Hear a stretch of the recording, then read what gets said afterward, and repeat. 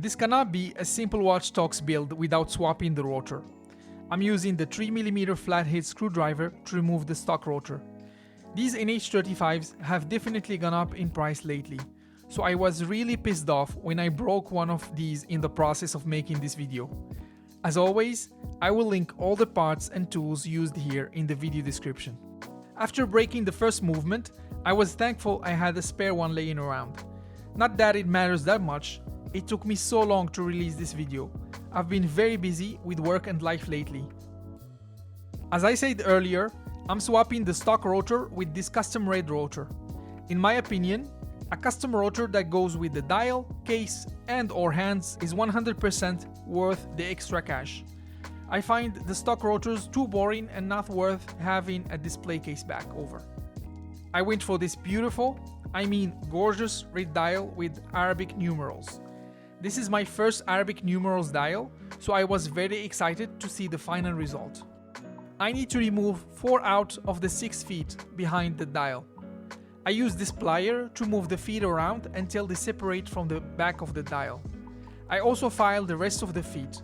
I think I need to get a Dremel for my next video. I give the dial a cleanup using this brush and air blower off camera.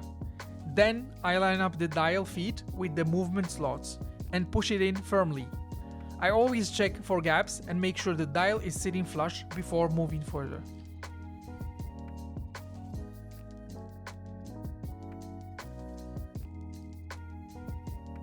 Now I'm getting ready to install the hands. I pull the crown to the second position and rotate it clockwise until the date switches. This indicates the midnight position. I start with the hour hand. I line it up and press it in using the simple hand press tool. After that, I'm looking closely to make sure there is sufficient clearance between the hour hand and the dial. I also rotate the hand to check for accuracy. It is visual accuracy, but it's good enough for me. Now we arrive at the minute hand. A little bit more challenging to install. Thankfully, I got it right the first time. If you don't believe it, just check out this accuracy, as the date switches as soon as the second hand is at the 12 o'clock position. I gotta admit, this is my best work so far. If you are enjoying this video, please let me know by liking it, subscribing and maybe leaving a comment. The support for this channel has been amazing, so thank you so much. Now I pick up my trusted eye loop and get ready to install the second hand. I had to get close to the dial to see it clearly, so I'm sorry for my hair getting into the frame here. Thankfully, the second hand wasn't such a pain in the butt this time around. As always, I check to see if everything is aligned and there are sufficient gaps between the hands for a proper functioning of the watch. Now that all the hands are installed, we can remove the temporary stem to put the movement inside the case. This case comes with the bracelet pre-installed, so I don't bother removing the bracelet. I just unscrew one of the links to have better access to the case back. It's a clear case back, but you probably already figured that out when you saw me swap the rotor. I remove the crown and give the sapphire crystal a cleanup.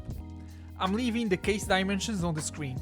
It's a 36mm case with a beautiful pattern on the bezel. It just makes it less boring and a lot more interesting to look at. I go ahead and put the movement inside the case. And let me tell you, at this moment, all my anxiety related to this combination not working vanished instantly. I really fell in love with it way before it was finished. But I'll leave it to you to let me know if it was a success or I'm just being delusional.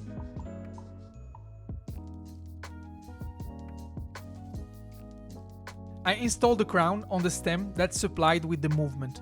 I make sure that it's tightened well enough to have a good measuring session. I push it inside the watch, get my calipers and get ready to measure.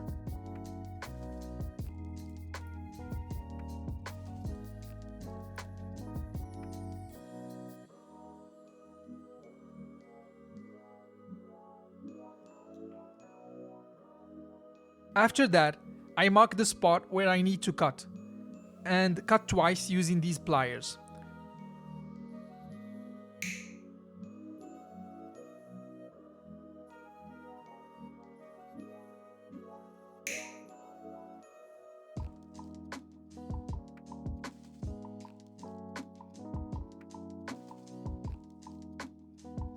I installed the crown and stem back inside the watch to check for alignment. It's always satisfying to get it right the first time, so I am very happy.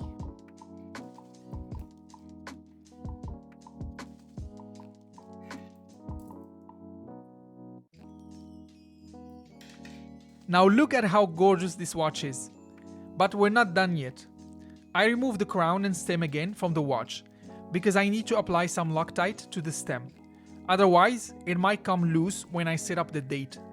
I just make sure to remove any excess glue so that it doesn't get into the movement or permanently lock the entire thing inside the case.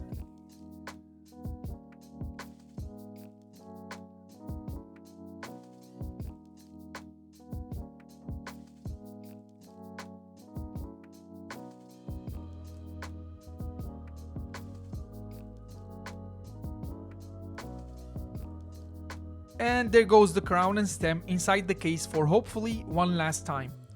I actually forgot to lubricate the gasket, so I'm doing that right now.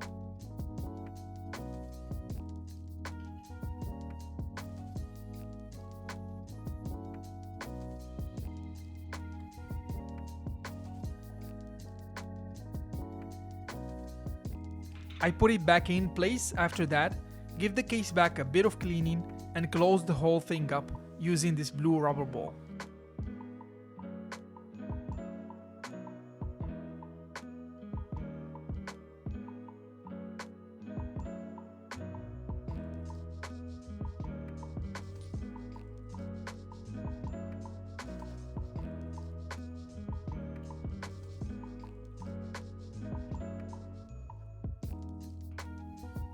Et voila! This is how the watch turned out. In case you didn't figure it out already, I'm in love with this piece. The shape, design and size of the case and the color of the dial, plus the Arabic numerals really make this watch stand out. I think this is the perfect go anywhere, do anything summer watch that you can build yourself. All the materials are very good quality here. The oyster style bracelet especially is very well done. It's sized with screws and the clasp is very solid. You can also quickly adjust the size at the level of the clasp without the need of any special tools. My only small gripe with this bracelet is the male end links, but it's really not that big of a deal taking into consideration the 36mm case diameter. It's very compact overall. Here it is on my 6¼ inch wrist. I'll leave it to you to be the judge of whether this was a successful build or not. As always, all the parts and tools used here are linked in the video description. If you enjoyed this video, or it inspired you to build a watch, please leave a like and consider subscribing to the channel. If you'd like to see some of my other builds, please check out one of these 2 videos on the screen right now. Thank you so much for watching.